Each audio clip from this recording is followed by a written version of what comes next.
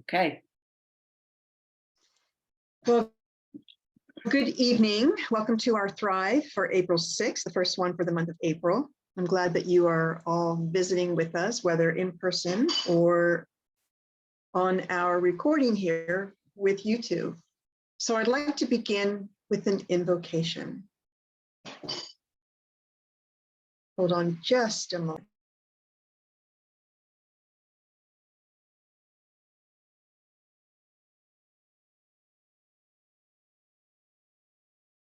And I didn't realize I was still on mute. So there we go.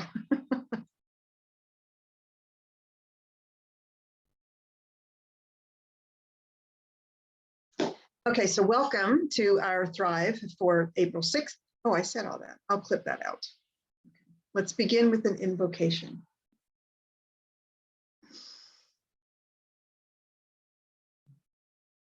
So I take this breath coming into this presence right here, right now, knowing that this moment filled with light, filled with love, filled with the essence of the divine is the one that is always present. And it is the one right here that brings that light, that brings that warmth, and that brings the presence of reality into our lives and fills us with everything that we do. And within this light is the presence of joy, of peace, of strength, of courage, gratitude,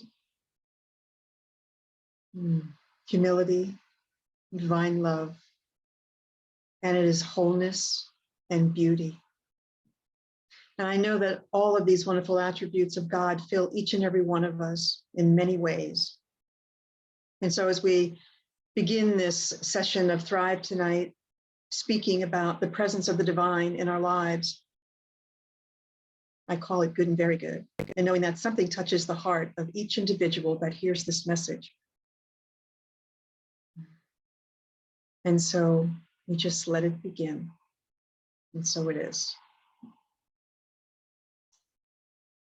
So this is Holy Week. This weekend is Easter.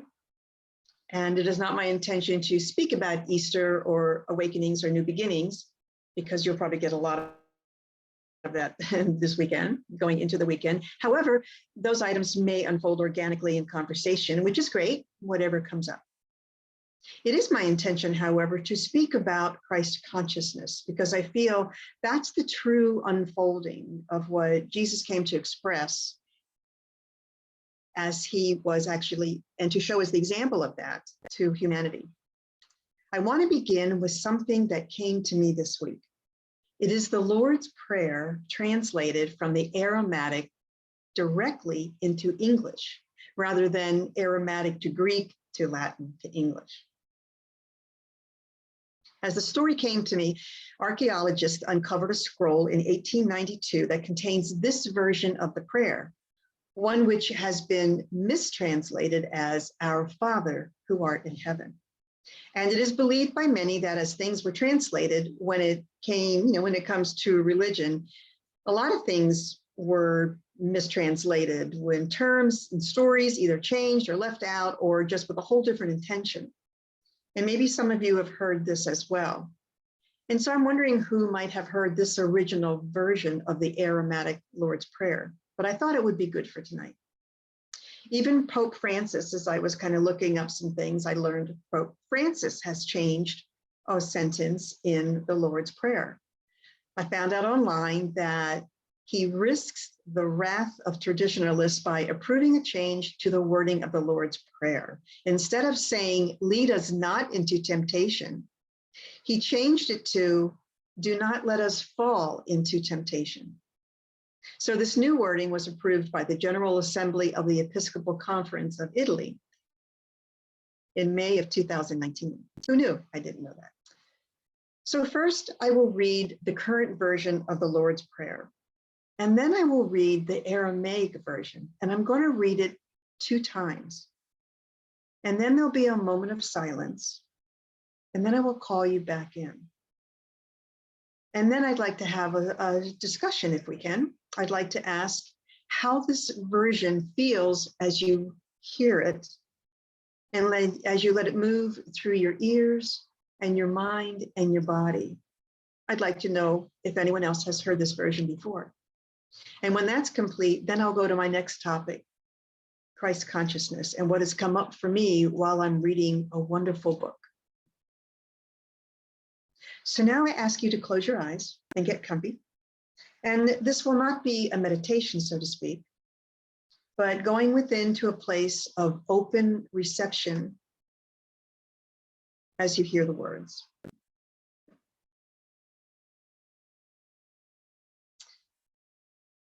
And I begin. Our current version, the Lord's Prayer, in King James Version, Book of Matthew, chapter 6. Our Father, which art in heaven, hallowed be thy name. Thy kingdom come, thy will be done, in earth as it is in heaven. Give us this day our daily bread, and forgive us our debts as we forgive our debtors. Lead us not into temptation, but deliver us from evil. For thine is the kingdom, and the power, and the glory, forever. Amen.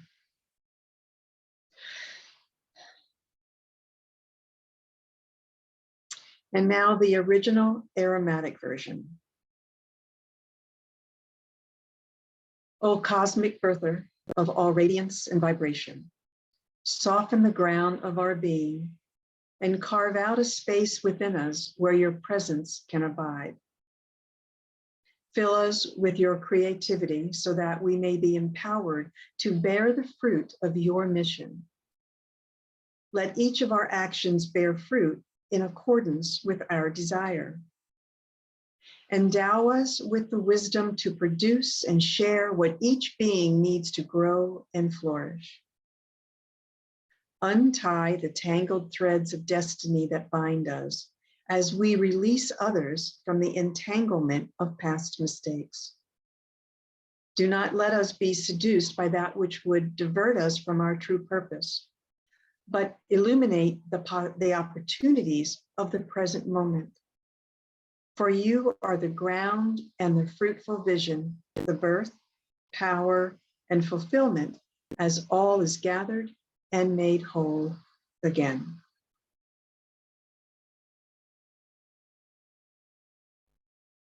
I'm going to read it a second time.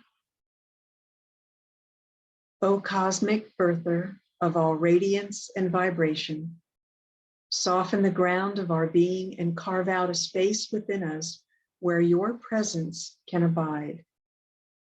Fill us with your creativity so that we may be empowered to bear the fruit of your mission. Let each of our actions bear fruit in accordance with your desire. Endow us with the wisdom to produce and share what each being needs to grow and flourish. Untie the tangled threads of destiny that bind us as we release others from the entanglement of past mistakes. Do not let us be seduced by that which would divert us from our true purpose, but illuminate the opportunities of the present moment. For you are the ground and the fruitful vision, the birth, power, and fulfillment as all is gathered and made whole once again.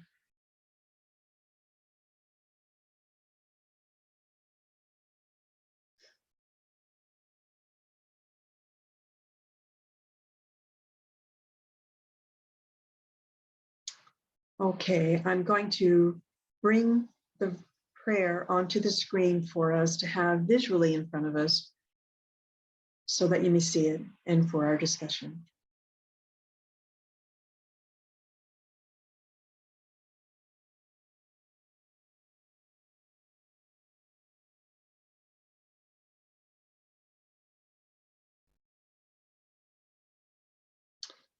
Okay, does that show up pretty good?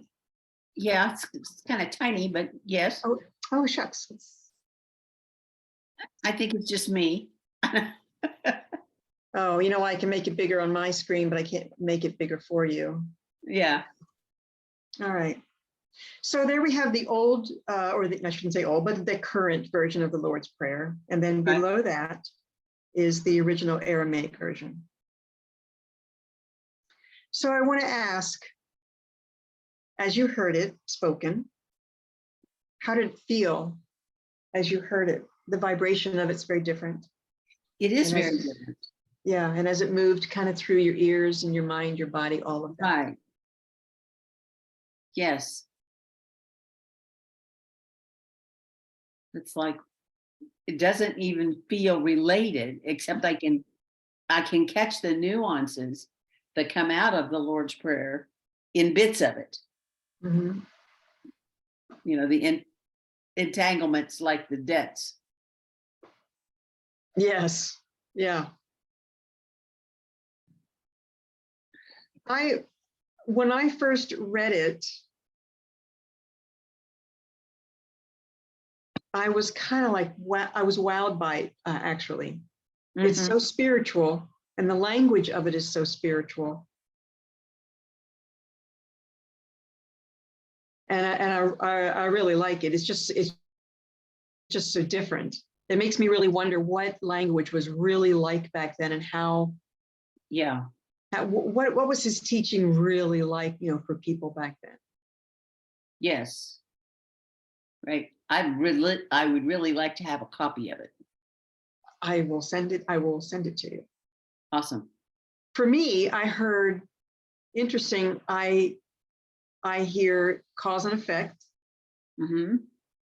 spoken, quantum entanglement, Right. because people are entangled in so many different ways. Yes. Infinite mind being as the inspiration of creativity, Yes. the inspiration of our lives, and how we can be an inspiration for, I guess, the work of God. If that's Yes. and then being in the present moment, and direct similarity to spiritual mind treatment and how we speak spiritual mind treatment. Yes.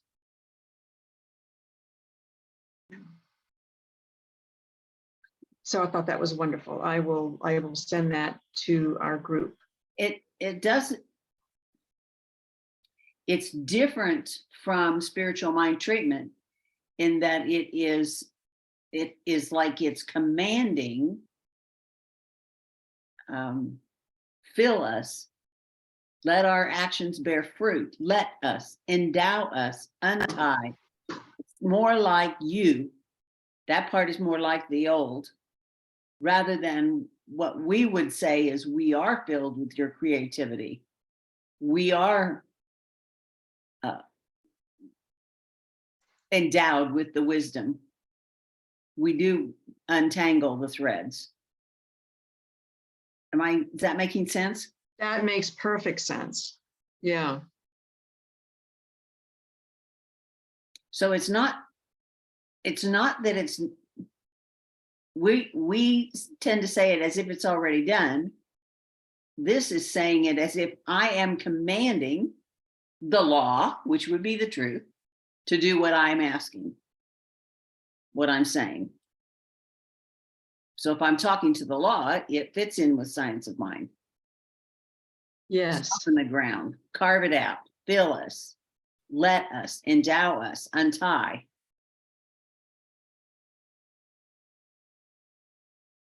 I see what you're saying. It still is in there somewhere for me with science, but Yeah, I see. I'm not saying that that's wrong. I'm just saying that do we not, when we say it is this way, are we not commanding the law to do that? Oh, yes. Sorry, yes. Except that we are doing this is much more in the command part rather than where we do it as if it is already fulfilled. Gotcha. Oh, yes. Okay. All right. Now I get the direction of that. What the nuance of what I've been trying to figure out how to say and then coming out right. No, that was perfect. That was perfect. I like that. I'm going to be looking at this a little differently as well, but I actually want to start using this. I'm going to make this part of my routine. Okay. Oh, comes Diane. Yep, it's Welcome, Diane. Diane. Hi, sorry I'm late. No problem. Wow, it's just the three of us, eh? Yes, and we are Oh. recording. Oh, okay, sorry. Nope, no problem. That's fine, no problem. That's We're probably discussing. why. What did you say, Sue Ellen? I said, we're discussing. We're Yes. recording, but we're also discussing. So Diane, what you're seeing on the screen here is, I'm speaking, I got a copy of the original Aramaic version of the Lord's Prayer. Wow. It was found on a scroll by archaeologists a very long time ago. And so it's not very public unless you're, I don't know, searching, I guess. So what you see at the top is our current version of the Lord's Prayer from the King James Bible. And then here is the Aramaic version. So if you want to take a moment and look through that and tell us what your thoughts are. Oh my gosh, look at that. Oh, cosmic breather of all radiance and vibration. That gives me goosebumps. Yes. Oh my gosh, soften the ground of our being and carve out a space within us where your presence can abide. That's beautiful. Oh my goodness. I don't know if you want me to keep reading, but wow. Sure. I love your expression as what it's doing for you. Yeah. Fill us with your creativity so that we may be empowered to bear the fruit of your mission. Let each of our actions bear fruit in accordance with our desire.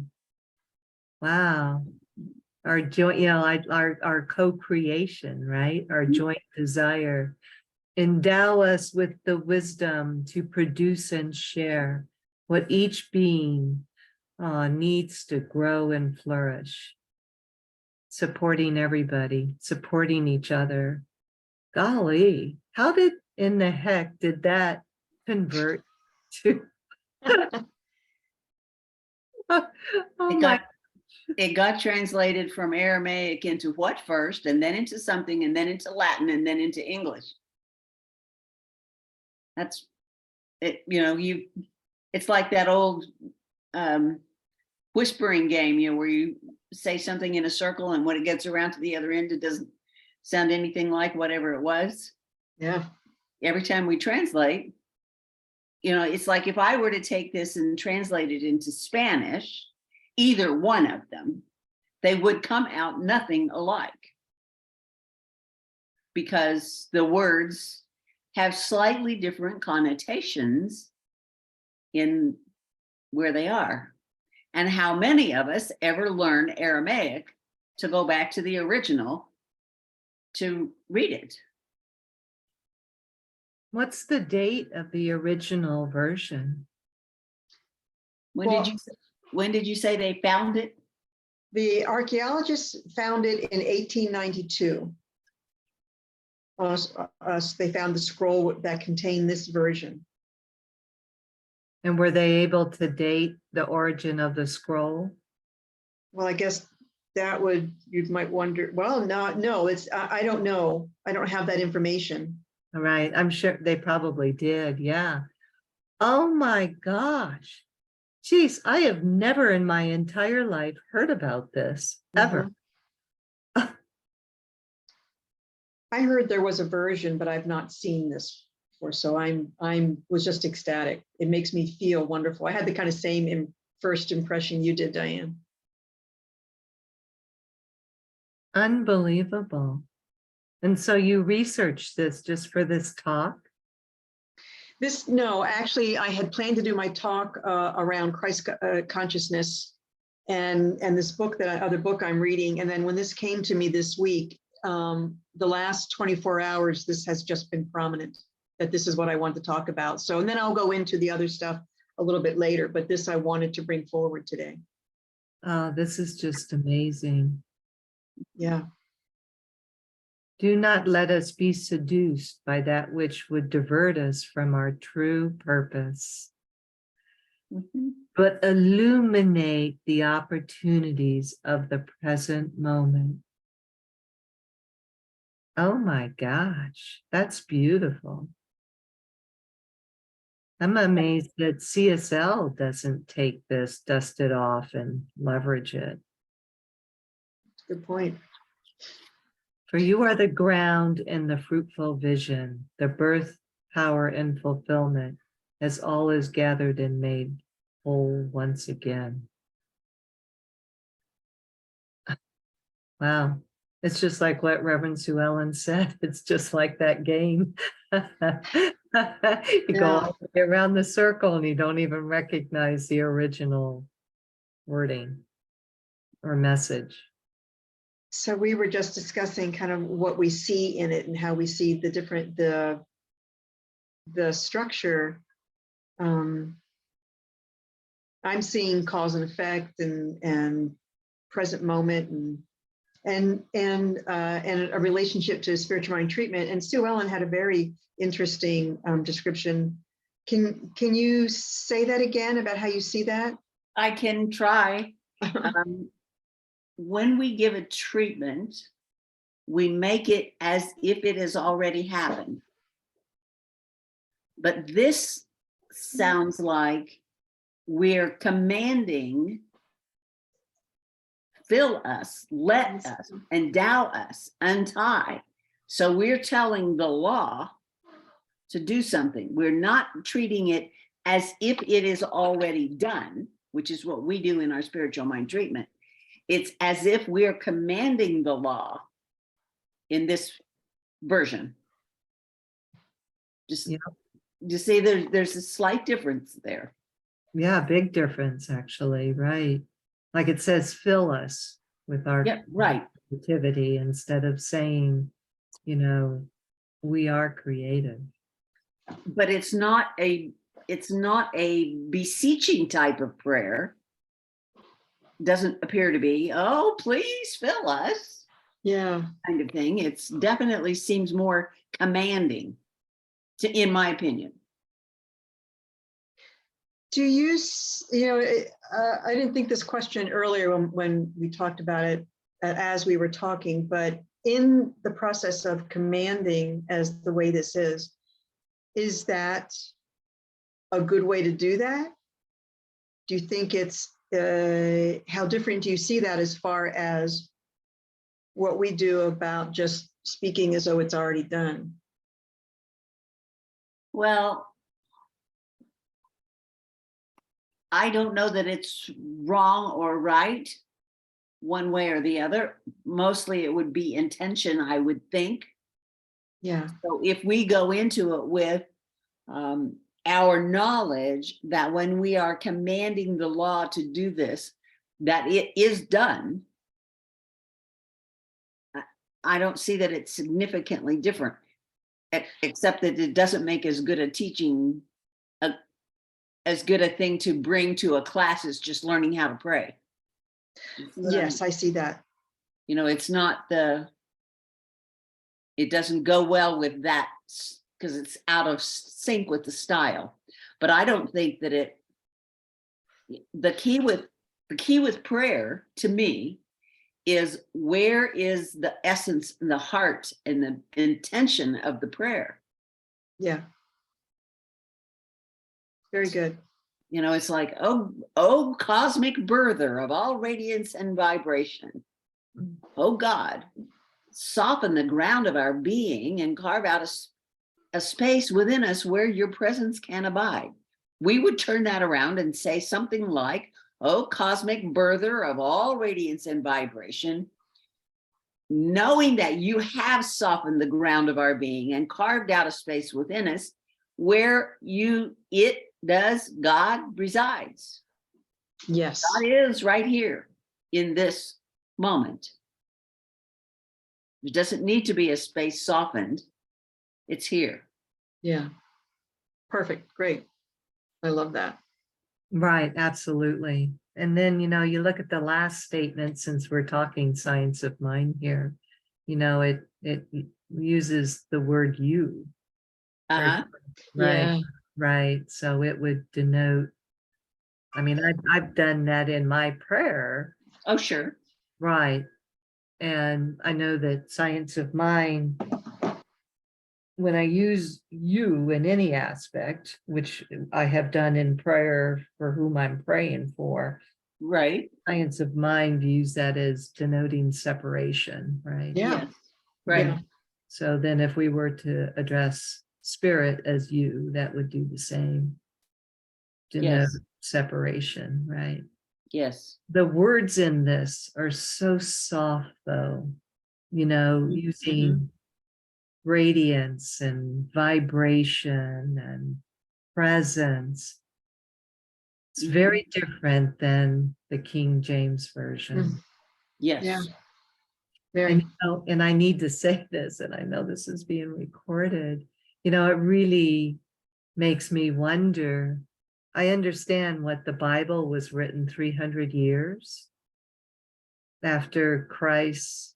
Or more. Right. I mean, the New Testament, not the Old Testament, was written before. But So, the New Testament was written at least 300 years after Christ died. Or yes. parts of it were. So you really wonder, right? Mhm. Yeah. Yeah. Right. The same thing. Yeah. I think Matthew was written 60 or 70 years after Christ died. But Matthew was first, I see. or Mark. I can't remember. One of the two M's was first. Yeah. But this is just beautiful. I hope you share it with us afterwards via email. Yes, I'm going to send it out to the group. Yeah. Thank And it was you. part of my comments too in the beginning that, this is so different and why it hasn't been around and how could one prayer lead to another, and mistranslations. And we've all heard stories that the Bible is missing parts of, books or things are different. And so, terms, phrases, stories either changed or left out or have been given a whole different intention. And some of that has been intentional, for other reasons. Well, okay, are there any last words before I take this down? Well, what is birther? What does that Well, mean? it's a creator, isn't it? Oh, birthing. Oh, I get it. Oh. The one who created, the one who gave birth to.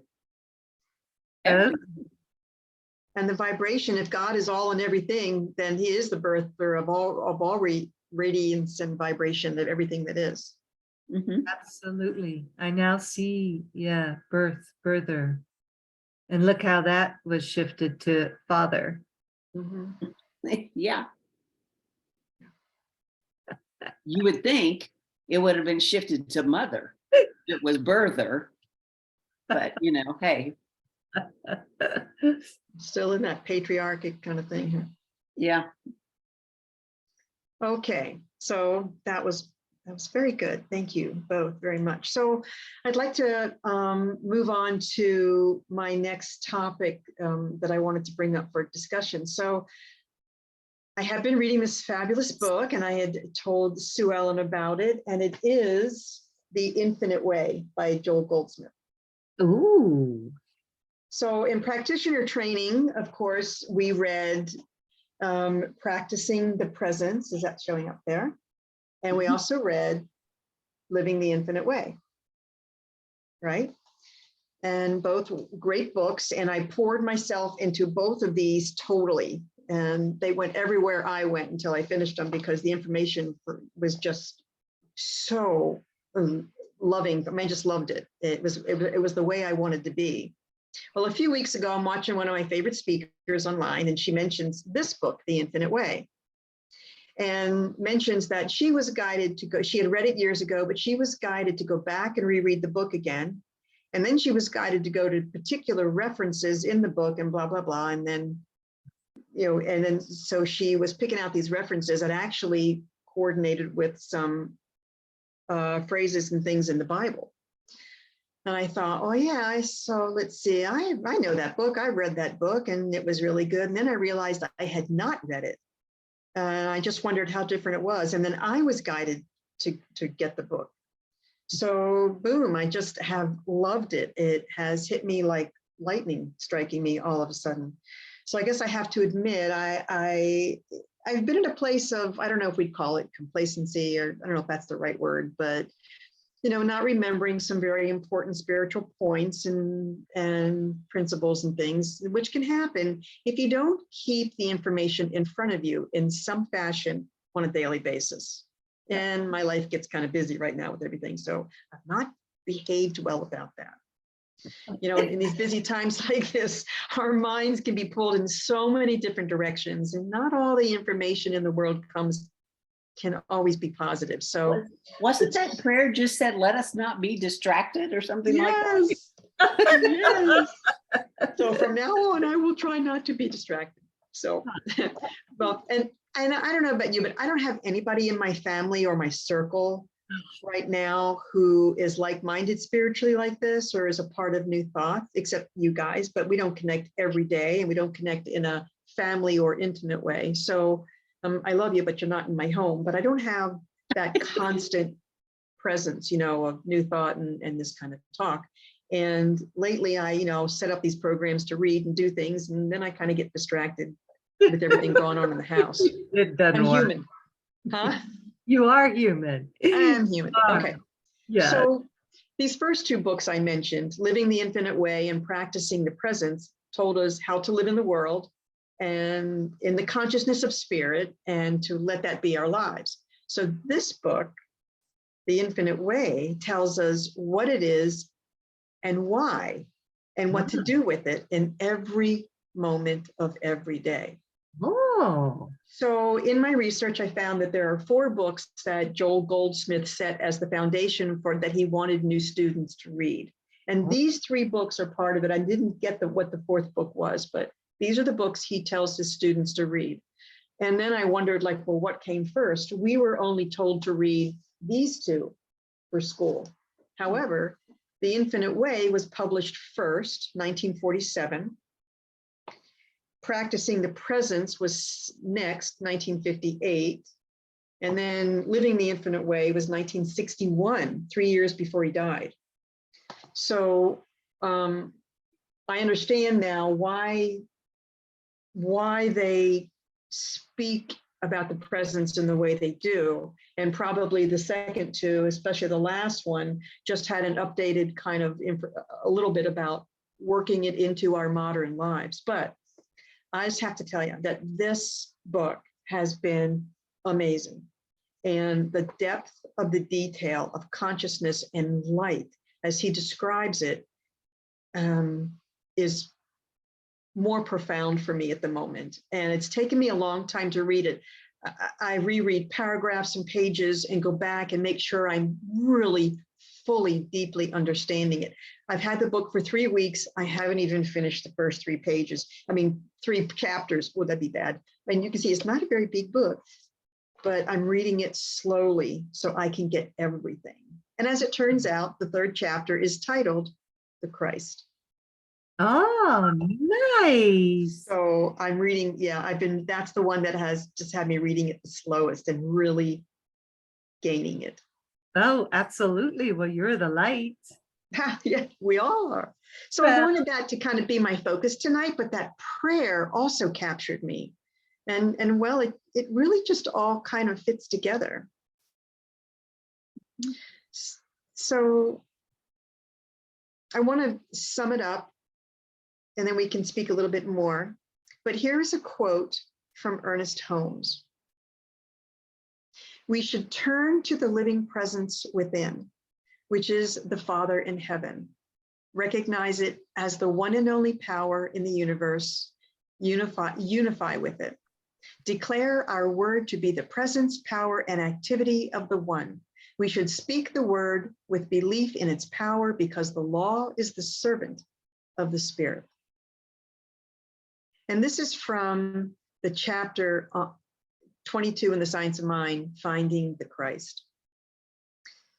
Jesus was that quote, and then I have a couple more pieces of sentences that made sense in what we were speaking about tonight. Jesus was man, and he was the way shower. Christ is the embodiment of divine sonship, which is in all of us. Christ is not a person, but a principle. It was impossible for Jesus not to have become the Christ. As the human gave way to spirit, as the man gave way to God, as the flesh gave way to spirit, as the will of division gave way to the will of unity. Jesus, the man, became a living embodiment of the Christ.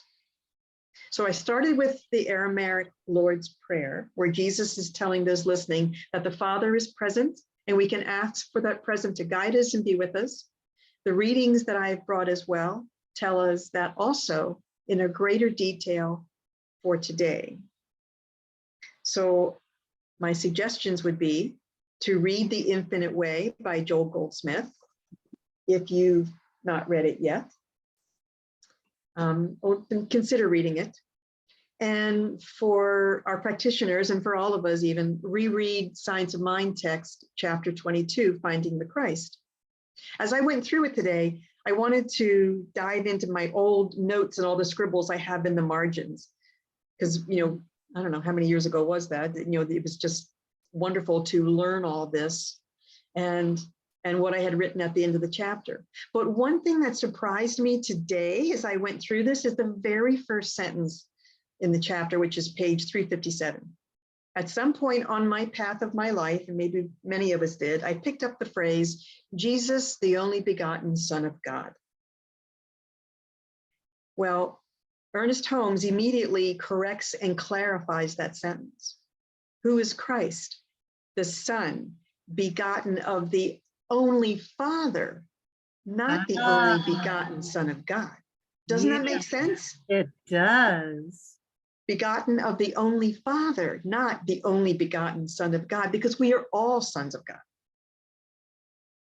I didn't remember reading that in the beginning. I didn't mark it, which kind of amazes me. But today when I looked at it, I thought, well, for heaven's sakes, that makes sense.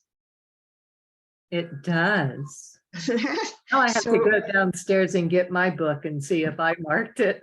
Probably not. I want to know what the Aramaic was, where the translation was the only begotten son. Where did that came from out of the Bible? Because I've heard it all my life too. Isn't that interesting? Where is that?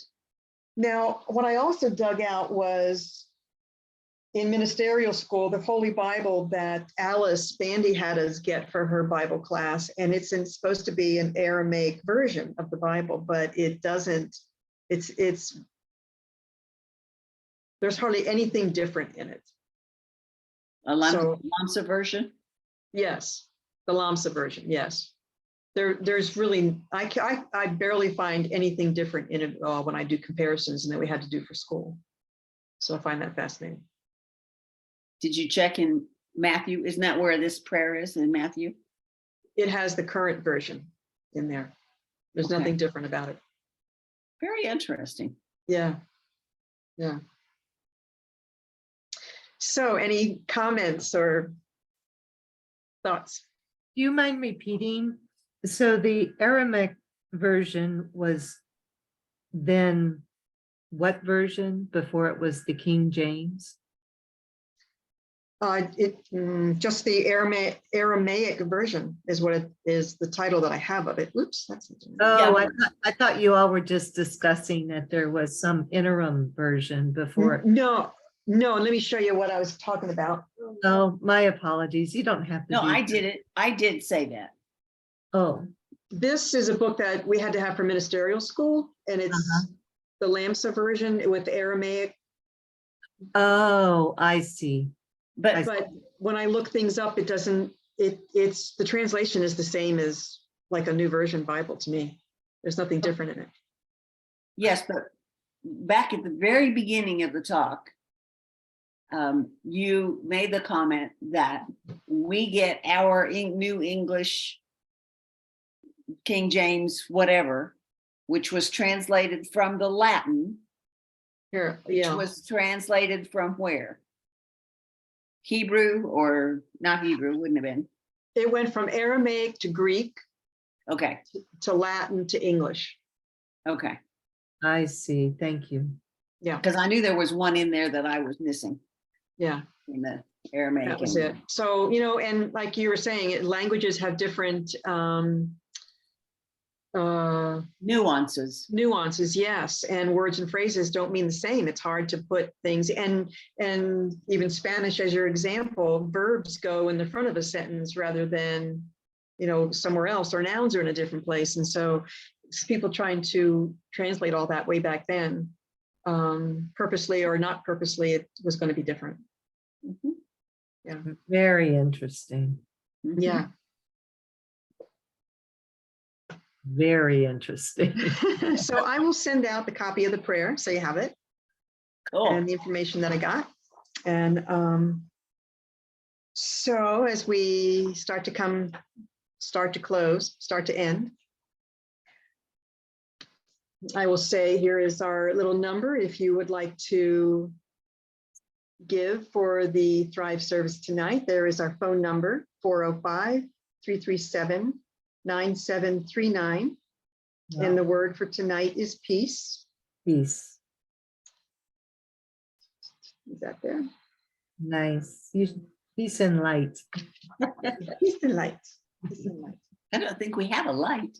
Oh, maybe that's the next one. Oh, yes.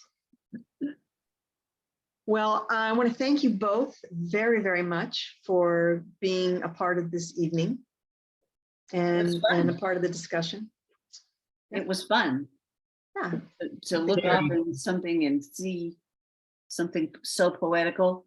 I have a copy somewhere, I don't remember where, of the version of the Lord's Prayer that Kathy Ann Lewis Oh, does, that is different as well.